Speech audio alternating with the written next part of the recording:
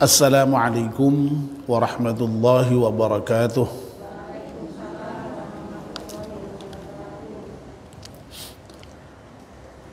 Bismillahirrahmanirrahim. Alhamdulillahi rabbil alamin. Wassalatu wassalamu ala asyrafil mursalin Sayyidina wa maulana Muhammad wa ala alihi wa sahbihi ajma'in. Amma ba'd. Ibu-ibu jamaah pengajian Putri Masjid At-Taqwa yang insyaallah dimuliakan dan dirahmati Allah Subhanahu wa taala. Alhamdulillah, kita panjatkan syukur kepada Allah Subhanahu wa taala yang pada sore hari ini atas limpahan rahmat dan nikmatnya kita semua bisa hadir di masjid untuk melaksanakan aktivitas rutin mingguan kita setiap Jumat sore, yakni pengajian Putri Masjid At-Taqwa. Kita mohon kepada Allah Subhanahu wa taala semoga hadir kita di masjid ini dicatat sebagai amal ibadah. Mudah-mudahan kita mendapatkan ilmu yang manfaat, yang mudah-mudahan dengan ilmu yang manfaat itu insya Allah nanti iman kita mudah-mudahan bertambah kuat, amal kita juga bertambah baik. Amin ya rabbal alamin. Kita masih meneruskan kajian kita tentang cabang-cabang iman. Pada pertemuan terakhir kita sudah membicarakan cabang iman yang nomor 17, yaitu mencari ilmu. Cabang iman nomor 17 mencari ilmu sudah kita bahas dalam 2 kali pertemuan ya, berturut-turut. Nah, sekarang kita akan membahas cabang iman yang nomor 18. Yaitu menyebarkan ilmu pengetahuan.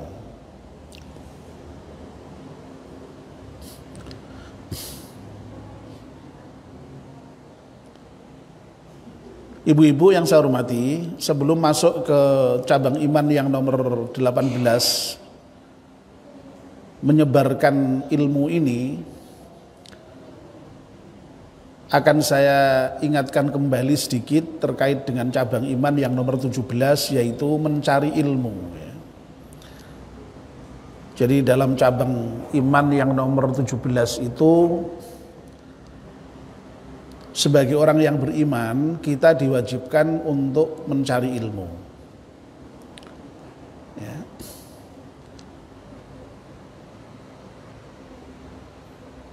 Kenapa mencari ilmu itu wajib? Ya, karena kita itu kan harus mengamalkan ajaran Islam.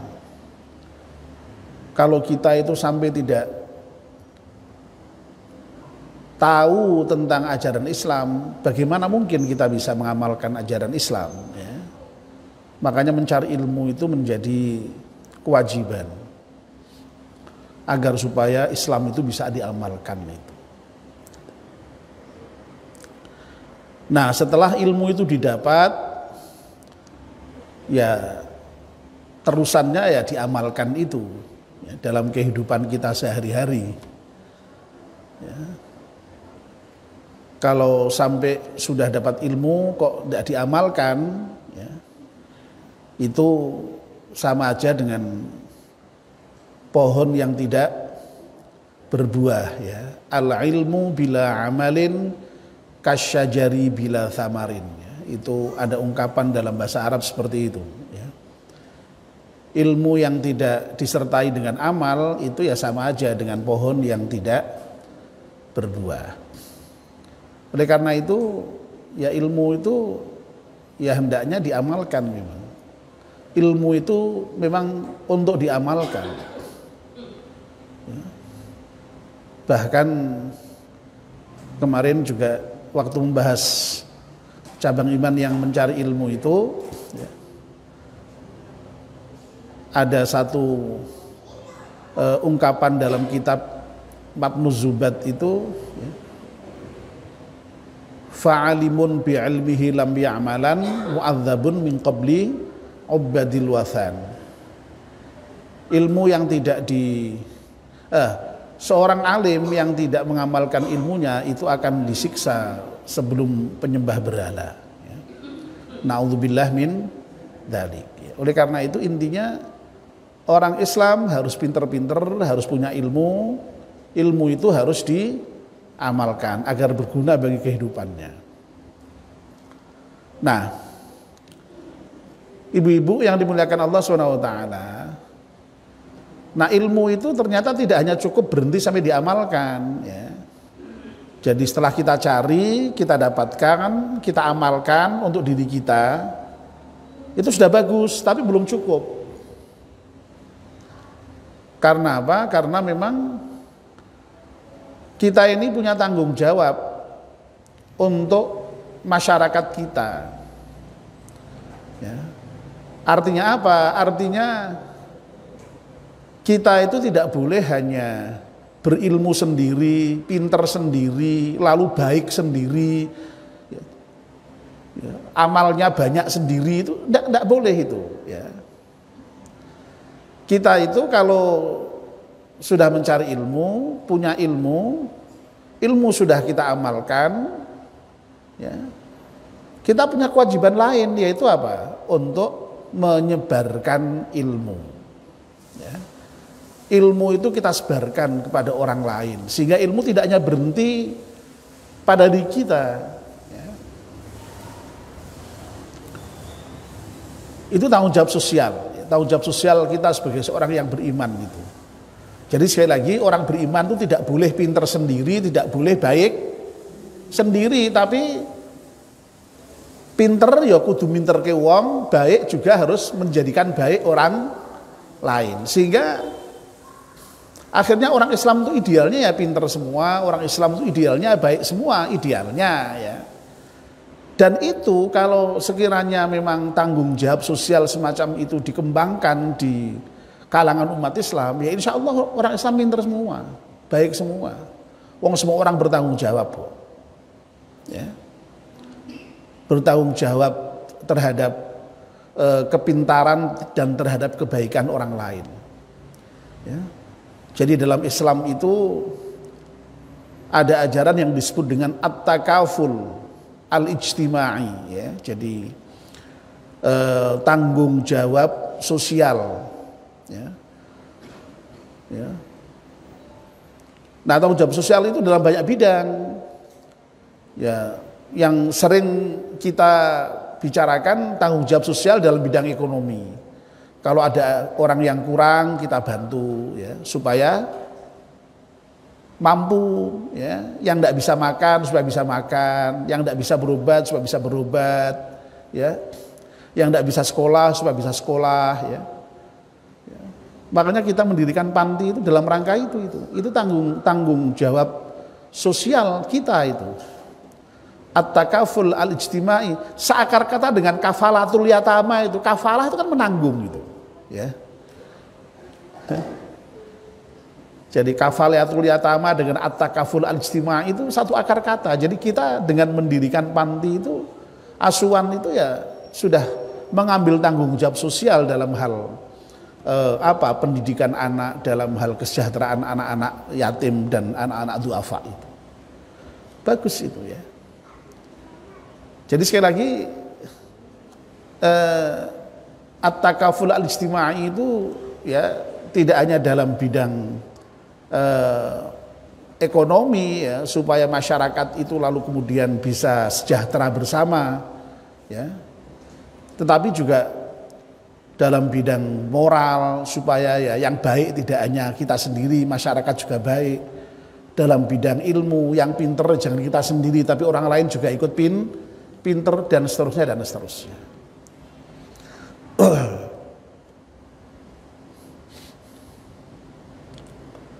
Saya sudah pernah itu membahas at-takaful al-ijtimai itu dalam apa kalau nggak salah dalam khutbah itu ya di Masjid Agung Kauman, sudah saya unggah di YouTube itu. Tapi saya pun juga baru berbicara sedikit ya tanggung jawab tanggung jawab sosial ya dalam bidang ekonomi dan moral saja ya. Nah ini sebenarnya sedikit banyak terkait dengan persoalan tanggung jawab sosial dalam bidang ilmu ya. Jadi sekali lagi kita sebagai seorang muslim punya kewajiban untuk menyebarkan ilmu ya. Nah, ibu-ibu yang saya hormati, sebagaimana biasa ya, dalam kitab Syu'abul Iman ini ya, dinukilkan beberapa ayat-ayat Al-Quran maupun hadis ya. Dan untuk bab menyebarkan ilmu ini sangat banyak sekali ini ayat Al-Quran dan Al-Hadis yang dinukil ya, yang dikutip di sini. Tapi nanti akan saya bacakan beberapa saja ya, tidak semuanya ya. Jadi yang pertama yang dijadikan sebagai dasar bahwa menyebarkan ilmu pengetahuan itu merupakan cabang iman adalah surat Ali Imran ayat 187 ya. A'udzubillahi minasyaitonirrajim. Bismillahirrahmanirrahim. Wa idh akhadallahu mitsaqal ladzina utul kitaba litubayyinunnahu linnasi wa la taktumunahu fanabadhuhu wara'a dhuhurihim washtaru bihi thamanan qalila fabi'sa ma yashtarun.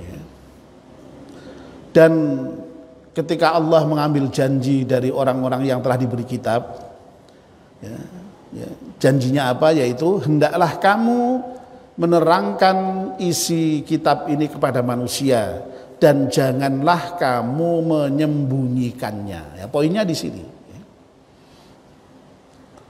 Ya. Jadi para nabi itu diutus oleh Allah Subhanahu wa taala dengan diberi kitab itu ya, itu untuk disebarkan ya, tidak boleh disembunyikan ya, itu intinya ya. Nah, pewaris-pewaris nabi juga punya tanggung jawab yang sama ya. Apa yang sudah dilakukan nabi untuk menyebarkan Alkitab, untuk mengajarkan ajaran-ajaran Allah kepada manusia ya.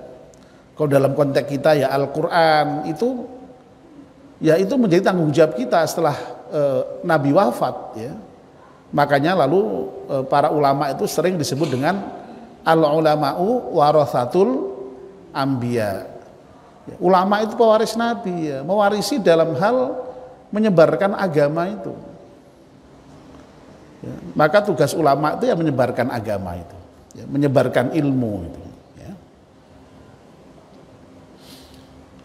Lalu ada ayat lagi dalam surat At-Taubah ya, ayat 122 ya. Surat At-Taubah itu surat yang ke-9 ya. Dalam ayat ini Allah berfirman, a'udzubillahi minasyaitonirrajim, wa ma kanal mu'minuna liyanfiru kaffah falaula nafara min kulli firqatin minhum ta'ifatul liyatafaqahu fid dini waliyunziru qaumahum idza raja'u ilaihim la'allahum yahdharun ya. Ya, tidak sepantasnya orang-orang yang beriman itu pergi semuanya ke medan perang. Ya. Ya. Melainkan ya hendaknya ada beberapa orang ya, dari setiap golongan itu ada yang pergi memperdalam ilmu agama ya, agar mereka dapat memberi peringatan kepada kaumnya bila mereka telah kembali kepadanya, supaya mereka itu dapat menjaga dirinya ya. Jadi yang namanya ke medan perang itu penting ya, kalau dibutuhkan, tapi Al-Quran menyatakan tidak sepatutnya semuanya. Harus tetap ada orang-orang yang kemudian pergi mencari ilmu, dan setelah dapat ilmu itu nanti kemudian pulang kepada kaumnya dan kemudian mengajari kaumnya ya, supaya kaumnya menjadi kaum yang baik ya. Nah, ini kan luar biasa ini ya. Jadi intinya adalah menyebarkan ilmu tadi, ya, mencari ilmu itu utama sekali, ya, bahkan tidak harus ke medan perang semuanya, ya, harus ada yang ngaji, harus ada yang perdalam ilmu. Kalau sudah alim pulang ke daerahnya menjadi obor bagi masyarakatnya, ya. Lalu ada hadis ini, ya. Nah, hadis ini sangat terkenal, ya, karena hadis ini merupakan bagian dari pidato Nabi atau khutbah Nabi di Mina saat haji wada. Sehingga khutbahnya juga disebut dengan khutbatul wada, ya, khutbah perpisahan. Jadi boleh dikatakan setelah ini Nabi tidak pernah memberikan wejangan lagi, tidak pernah khutbah lagi, karena sudah khutbah perpisahan pada haji wada itu. Ini hadisnya sahih, ya, diriwayatkan oleh Bukhari dan Muslim. Nah, di antara cuplikan dari khutbah Nabi itu, Nabi menyatakan begini, ala la yuballighanna syahidu minkumul ghaib fala'alla may yuballighu yakunu aw'a lahu min ba'di man sami'ahu. Ingatlah, hendaknya yang ada di sini menyampaikan kepada yang tidak hadir. Barangkali orang yang mendapat berita ini lebih menyadari daripada sebagian orang yang mendengarnya. Jadi pada haji wada itu kan Nabi menyampaikan banyak hal, ya, terkait dengan pokok-pokok ajaran Islam itu. Nah, setelah menyampaikan pokok-pokok ajaran Islam yang banyak itu, Nabi berpesan kepada para sahabat yang hadir pada haji wada itu, hendaknya, ya, yang hadir pada saat ini, yang mendengar apa yang saya sampaikan ini, menyampaikan kepada orang-orang yang tidak hadir. Yang hadir di haji wada itu kan tidak semua orang, ya, hanya beberapa orang yang bareng Nabi. Nabi pesan seperti ini. Udah, ini kan juga luar biasa ini. Nah, kalau kita membaca buku-buku dakwah itu, ya, misalnya bukunya Pak Muhammad Nasir itu Fiqhud Dakwah itu, ya, itu di sana dinyatakan itu. Jadi ketika Nabi pidato seperti ini sepertinya Nabi itu sudah menyerah terimakan, seperti menyerah terimakan apa namanya, ya, tugas kenabiannya itu, ya. Jadi seperti kayak sudah ada tanda-tanda bahwa Nabi itu mau wafat begitu. Tapi orang tidak begitu sadar, ya. Tapi jadi seakan-akan Nabi itu sudah masrahke itu kepada para sahabat yang datang untuk meneruskan risalah dakwah itu. Ya. Nah, saya tidak tahu bagaimana membayangkan situasi saat itu, ya, para sahabat lalu kayak apa itu mendengar apa namanya,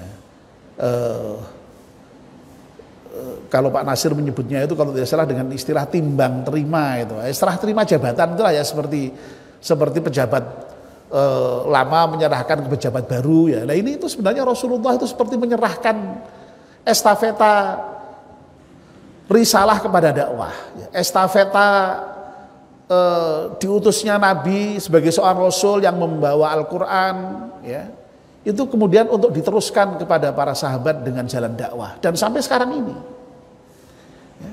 Makanya tadi saya katakan para ulama itu merupakan pewaris Nabi, ya.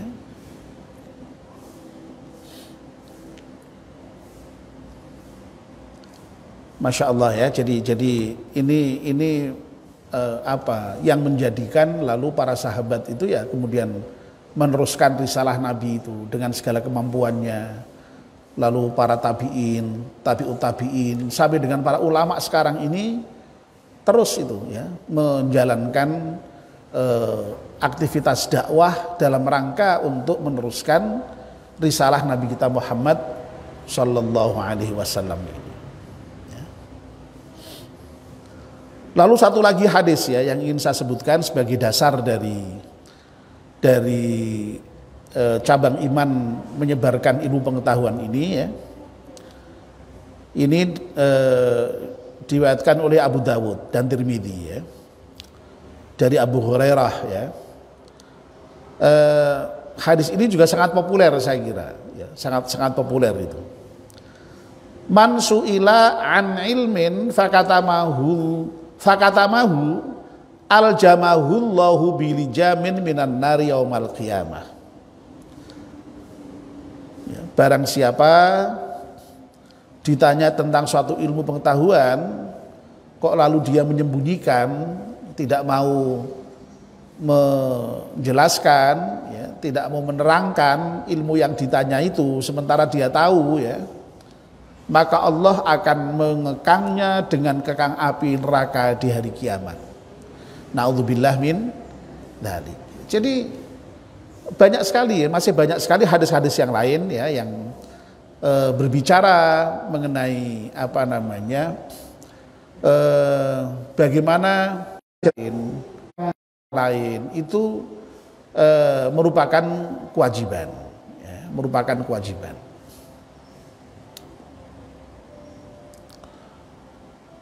Bahkan malahan kalau kita melihat sejarah Nabi ya, ketika perang Badar itu kan banyak sekali tawanan dari kaum musyrikin ya. Nah, tawanan-tawanan perang Badar itu yang banyak itu ya. Ya, ada sekitar 70-an atau berapa begitu ya, kurang lebih itu. Itu kemudian sebagian besar dibebaskan Nabi itu. Ya. Dengan berbagai macam cara. Dengan berbagai macam cara. Ya. Ada memang yang sampai dibunuh ada ya, karena dipandang sudah sangat membahayakan misalnya sebagai musuh begitu ya, dengan alasan-alasan tertentu yang sudah dipertimbangkan oleh Nabi tentu saja ya, tapi sedikit sekali. Sebagian besar dilepas ya, dibebaskan sebagai tawanan, artinya boleh kembali lagi ke Mekah, ke wilayahnya, ke daerahnya lagi. Tapi dengan berbagai macam cara. Ya. Yang kaya, ya, kebetulan kalau yang ditawan itu yang kaya, itu bisa menebus dengan harta. Ya. Nah, tebusan harta itu yang kemudian ya bisa kemudian untuk menambah semacam dana perjuangan Islam saat itu. Ya. Tapi di antara yang lain itu ada yang kalau dia punya ilmu, ya, bisa mengajar, menulis, ya, itu oleh Nabi dibebaskan dengan cara mengajar, ya, menulis anak-anak Muslim, ya, satu orang tawanan mengajar dibebani 10 orang. Loh, itu kan luar biasa itu. Menunjukkan betapa sekali lagi pentingnya untuk mengajarkan ilmu itu ya, menyebarkan ilmu itu. Ya.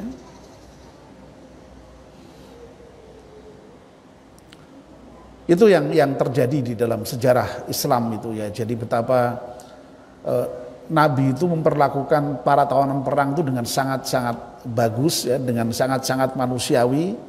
Ya, yang tadi itu diantaranya adalah untuk mengajari ya, anak-anak orang Islam itu, maksudnya apa ya, supaya anak orang Islam pinter ya, yang kemudian nanti kedepannya menjadi orang-orang yang pinter, yang berilmu. Ini saya kira menarik ya, penggal sejarah Islam yang menarik terkait dengan bagaimana Nabi memberikan perhatian sangat luar biasa terhadap penyebaran ilmu itu, terhadap pendidikan itu.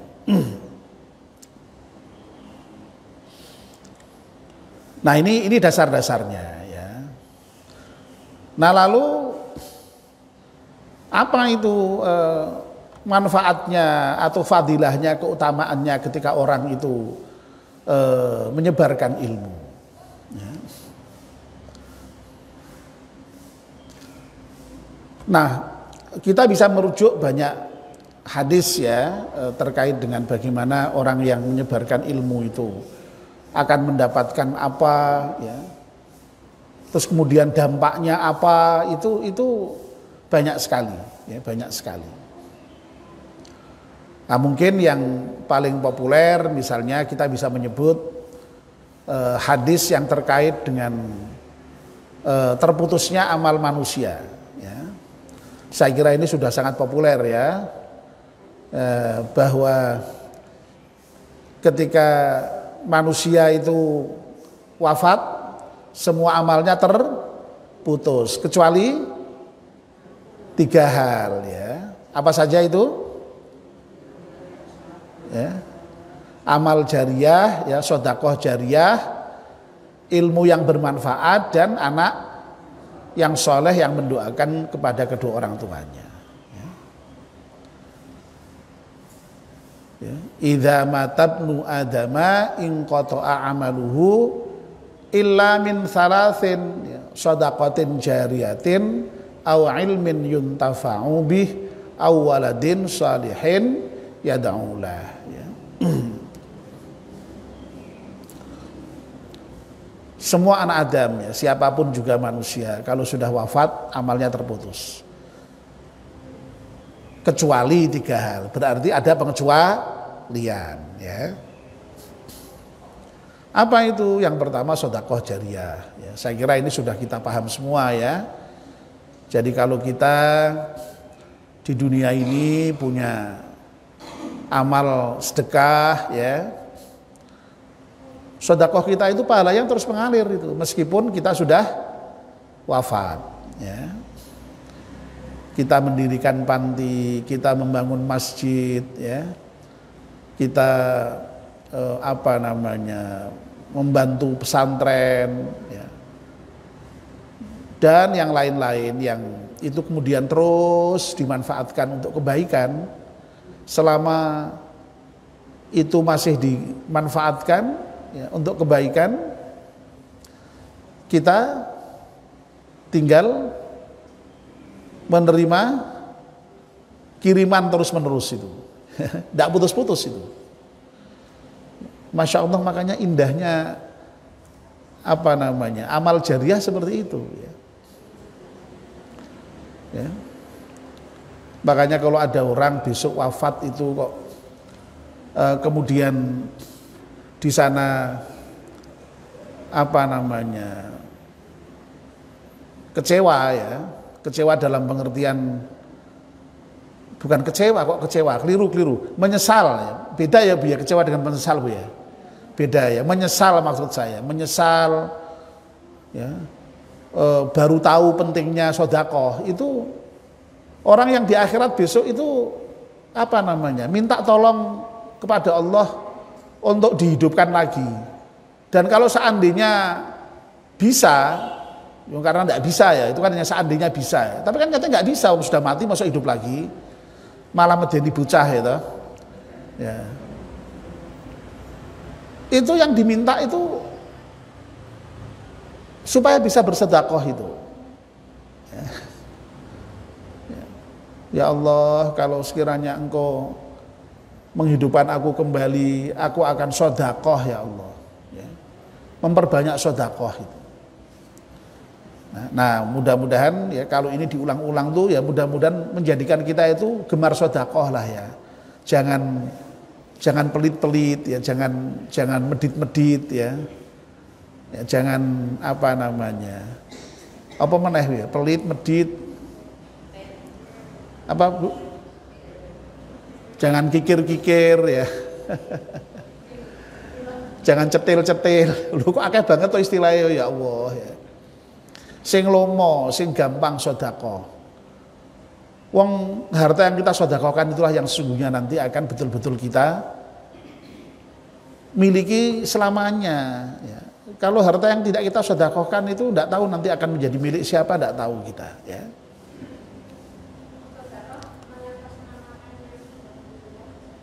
Boleh, ya. Nah, termasuk kalau seandainya kita punya berlebih, ya, kita sedekah atas nama orang yang sudah meninggal, ya, orang tua kita, ya, saudara kita, boleh, ya.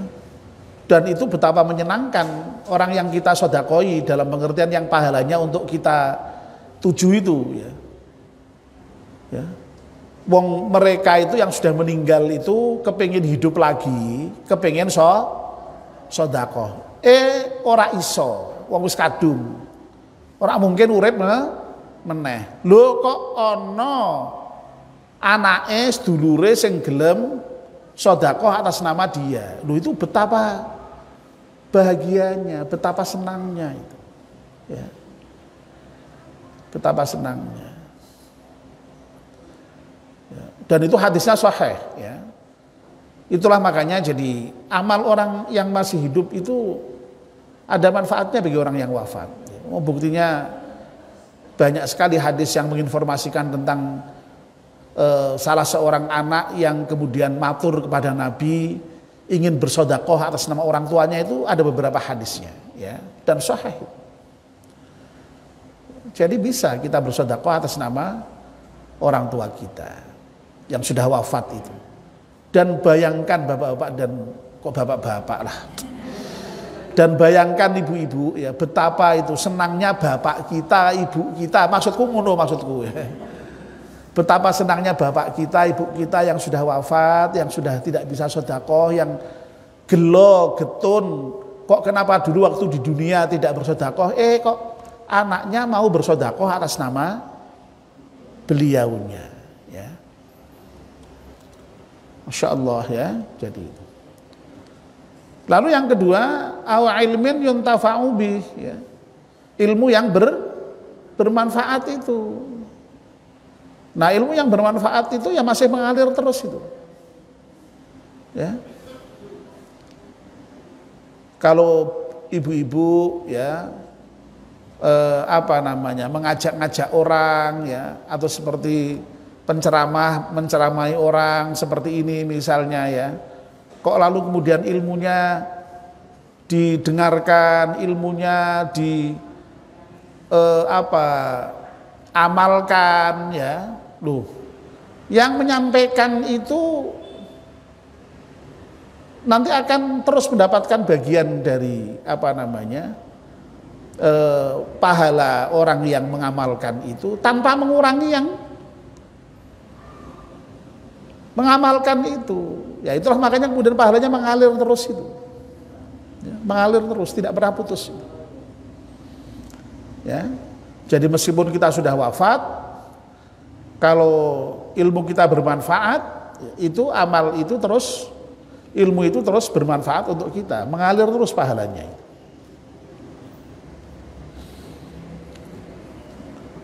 Ya, jadi ini poinnya, ya, poinnya di sini, ya, bahwa mengajarkan ilmu itu makanya jadi luar biasa memang, manfaatnya dan pahalanya itu mengalir terus, tidak pernah berhenti, ya. Nah, yang ketiga apa, Bu? Awaladin shalihin yad'u lahu, ya. Amal yang tidak pernah putus yaitu anak soleh yang mendoakan kepada kedua orang tuanya. Itu juga tidak pernah putus itu. Makanya Masya Allah, setiap kita itu pasti kepingin punya anak soleh, ya. Terutama bapak saya itu, ya, kepingin sekali itu kan, ya, punya anak soleh itu, sampai anaknya dinamakan solihan. Loh, itu kan saking kepinginnya itu kan, ya. Tidak cukup hanya dengan angan-angan, tidak cukup hanya dengan doa, tapi sampai namanya aja itu diberi nama solihan itu, ya, ben dadi wong soleh. Ya, tidak tahu, ya, apakah keinginan bapak saya itu terkabul apa tidak tahu saya, ya. Mudah-mudahan sih, ya, mudah-mudahan, ya. Amin, ya. Tapi semua orang kepingin anaknya soleh itu. Ya karena apa? Ya karena tadi itu, ya. Ya. Kalau anak kita soleh, lalu anak kita itu mendoakan kita, ya, nanti anak kita, kalau anak itu jangan dibayangkan lalu hanya anak kita, ya. Anak itu kemudian beranak, anaknya itu beranak lagi, anaknya itu terus, ya, ke bawah itu, ya. Selalu mendoakan, ya Allah, ya, Allahumma ghfir wali walidayya, Allahumma ghfirli wali walidayya, ya. Selalu mendoakan dirinya dan pasti kedua orang tuanya, ya. Untuk kakeknya, untuk neneknya, ya. Nah, kalau sudah kakek nenek itu sudah ke atas sudah, ya. Ya. Masya Allah itu.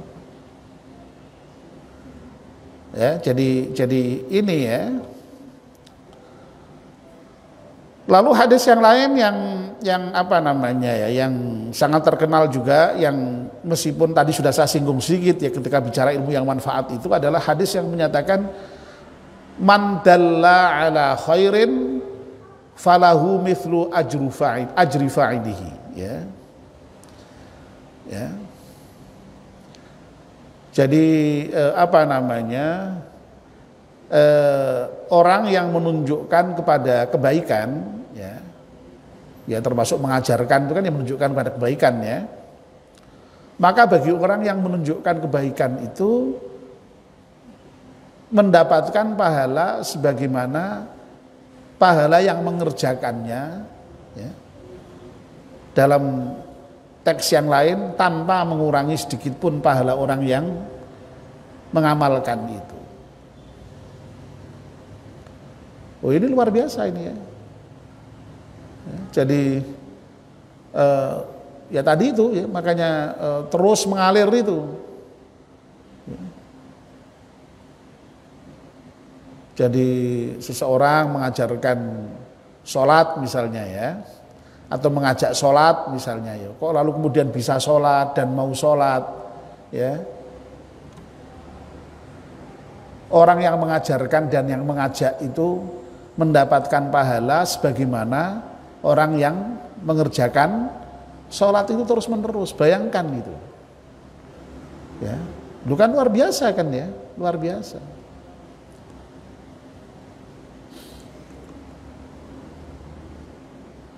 Dari segi pahala, ya, luar biasa. Makanya ya mestinya kita itu senang jadi orang yang berilmu itu, ya. Mestinya senang, ya, karena dengan punya ilmu itu ada kesempatan, ada peluang untuk mengajarkan ilmu tadi itu, ya. Makanya menjadi guru, menjadi dosen, menjadi penceramah, ya, itu profesi yang sangat luar biasa itu, ya. Profesi yang mencerdaskan orang, mengajari orang itu luar biasa itu, ya. Jadi Masya Allah pahalanya besar sekali. Tapi sekali lagi untuk mengajarkan ilmu, untuk mengajak orang baik itu tidak harus menjadi guru, ndak, ya. Tidak harus menjadi dosen, ndak. Tidak harus menjadi penceramah, ndak, ya. Kita semua umat Islam itu bisa melakukan fungsi itu. Kalau sekedar mengajak kepada kebaikan, apa harus jadi guru, Bu? Ndak kan, ya? Ndak, bisa dilakukan siapa saja. Ya. Ya makanya monggo, ya. Sebenarnya tugas mengajak, tugas mengajar, tugas menjadikan orang baik itu sekali lagi bukan hanya tugas kiai, bukan hanya tugas guru, bukan hanya tugas pendidik, tapi tugas kita semua umat Islam. Nah, tentu sekali lagi dengan cara kita masing-masing, kemampuan kita masing-masing, ya. Ya. Kalau tidak bisa kepada masyarakat, kan bisa paling tidak kepada keluarganya, ya, bisa kan, ya. Jadi artinya apa? Ya, semua orang itu sebenarnya tidak ada lah yang tidak bisa melaksanakan fungsi menjadi pendidik itu, ya, melaksanakan fungsi menjadi pengajar, melaksanakan fungsi menjadi pendakwah, itu tidak ada, semuanya bisa sebenarnya itu, cuma dengan kapasitas dan cara masing-masing.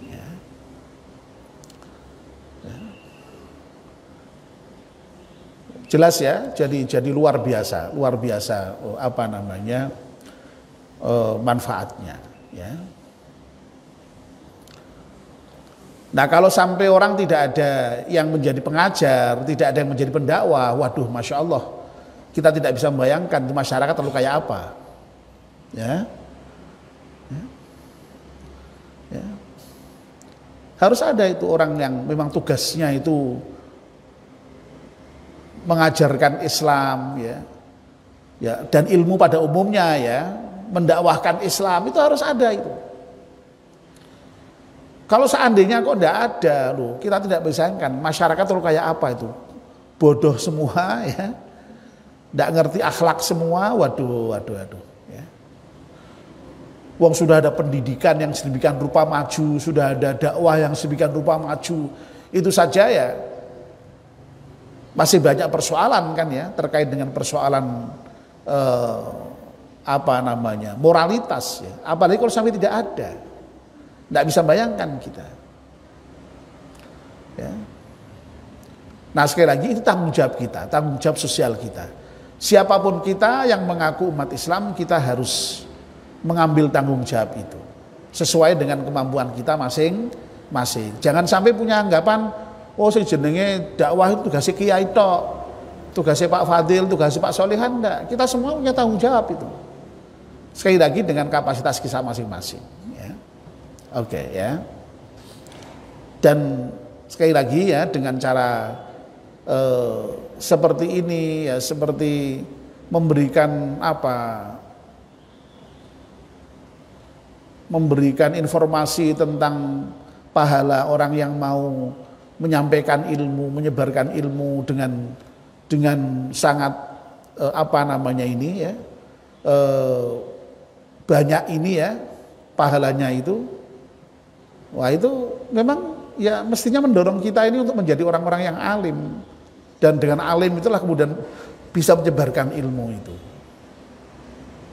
Ya. Dan masih banyak sekali hadis-hadis yang lain. Ya. Sampai misalnya orang yang menyebarkan ilmu itu nilainya lebih banyak dibandingkan dengan sholat 1000 rakaat misalnya. Ya. Coba bayangkan itu. Ya. Itu menunjukkan betapa pentingnya menyebarkan ilmu itu. Ya. Dan masih banyak lagi hadis-hadis yang sejenis itu banyak sekali ya, banyak sekali. Poinnya adalah bahwa sekali lagi mestinya kalau orang itu paham tentang hal seperti ini, terangsang seharusnya itu kan, untuk betul-betul menjadi orang yang alim itu, yang dengan menjadi orang alim itu bisa mengajar, bisa berdakwah itu. Ya. Makanya ada satu ungkapan yang menyatakan begini, kun aliman, ya, au muta'alliman, au mustami'an, au muhibban, wala takun khamisan. Ya. Kuna aliman, yang pertama jadilah kamu menjadi orang yang berilmu, yang alim. Ya. Sebab apa? Dengan alim itulah tadi itu ya, kemudian bisa mengamalkan ilmu, bisa menyebarkan ilmu ya. Tapi nyatanya yang namanya orang itu kan kesempatannya beda-beda ya. Memang ada yang punya kesempatan, ada yang tidak, ada yang fasilitasnya mendukung, ada yang tidak ya, sehingga nyatanya tidak semua orang lalu bisa menjadi orang alim. Nah, kalau tidak menjadi orang alim, setidak-tidaknya menjadi yang di bawahnya. Au muta'alliman. Ya. Kalau tidak menjadi yang alim, yang bisa mengajar, ya kamu menjadi orang yang mau belajar. Jadi alim itu orang yang mengajar, ya, yang pinter. Muta'alliman orang yang belajar. Ya. Nah lagi-lagi ya, orang tuh kadang-kadang juga untuk belajar ya tidak semuanya sempat. Ya, ya kalau misalnya nggak sempat ikut belajar, au mustami'an, menjadi pendengar paling ndak itu. Ya. Ono pengajian ning masjid, lho kok ora iso teko ya ngrungokke ning speaker, atau sekarang banyak ya buka YouTube, buka apa ya. Dengarkan. Menjadi pendengar. Mustami'an ya. Menjadi mustami', menjadi pendengar aja juga tidak bisa. Nah, setidak-tidaknya au muhibban. Ya, kalau toh tidak jadi orang alim, tidak jadi orang yang mau belajar, ya, tidak bisa menjadi mustami' pendengar, paling ora ya seneng karo wong alim, seneng karo wong sing ngaji, seneng karo wong sing gelem ngrungokke pengajian. Ya. Paling ora tuh seneng. Dadi nek wong ngaji seneng, ya Allah, kayak kok ibu-ibu dengerin masjid ya, aku kok sayangi durung, tapi saya dirasa seneng gitu loh. Kan ada begitu, ada enggak ibu-ibu yang begitu kira-kira? Masih ada kan ya? Orang gelem ning masjid tapi delok wong ning masjid seneng gitu loh. Ada enggak yang seperti itu? Banyak ya.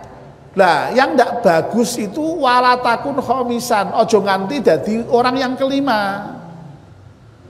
Ya.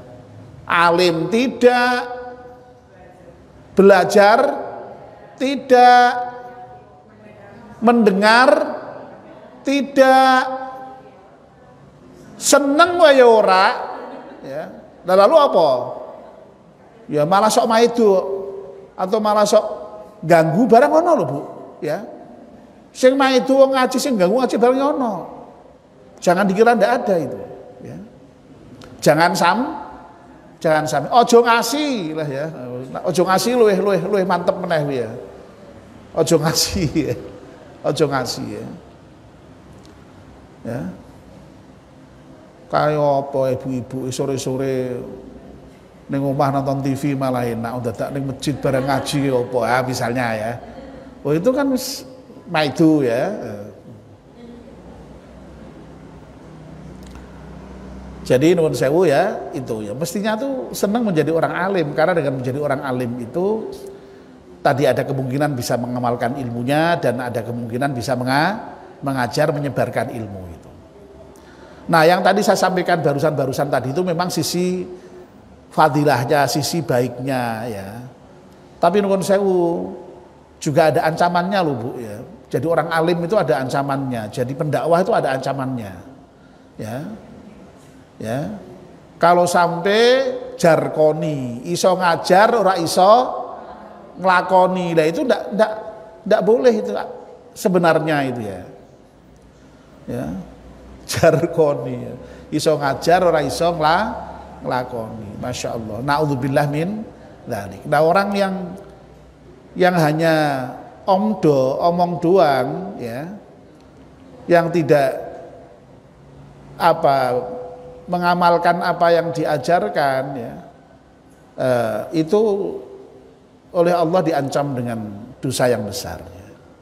Lima taquluna ma la taf'alun. Bagaimana kamu kok bisa mengatakan hal yang tidak kamu kerjakan? Kabura maqtan 'indallahi an taqulu ma la taf'alun ya. Besar itu ya dosanya bagi orang-orang yang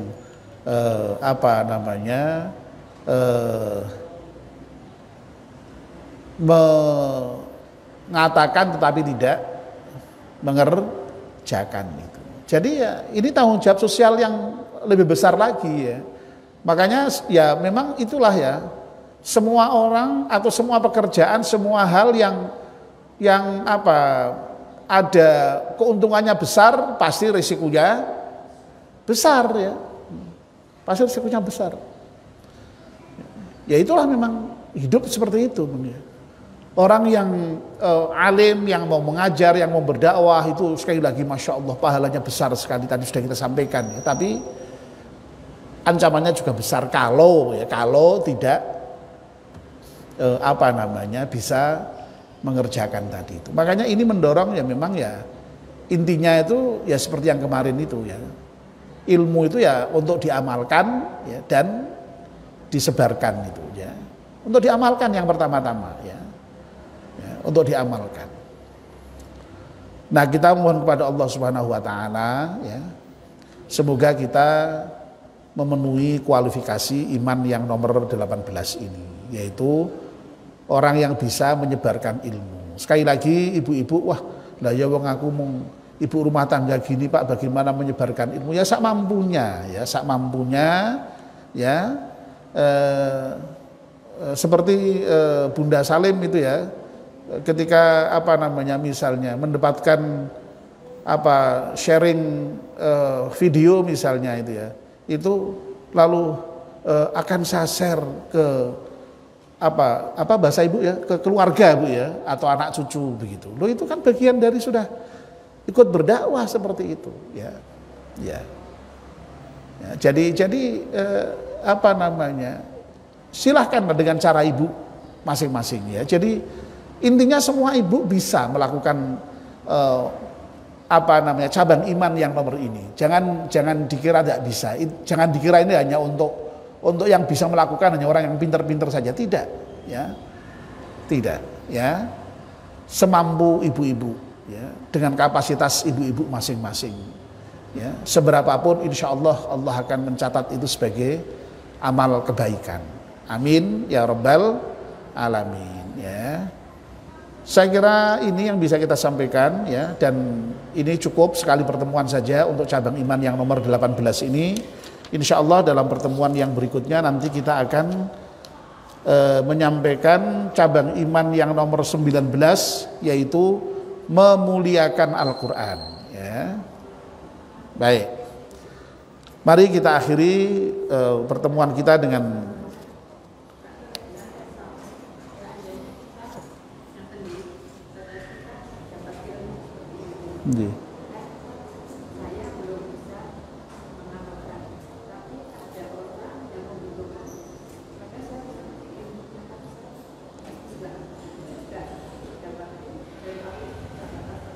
ya, enggak apa-apa, baik ya, meneruskan sudah bagus ya. Jadi intinya ikut menyebarkan itu, apalagi sekarang ya. Sekarang ini kan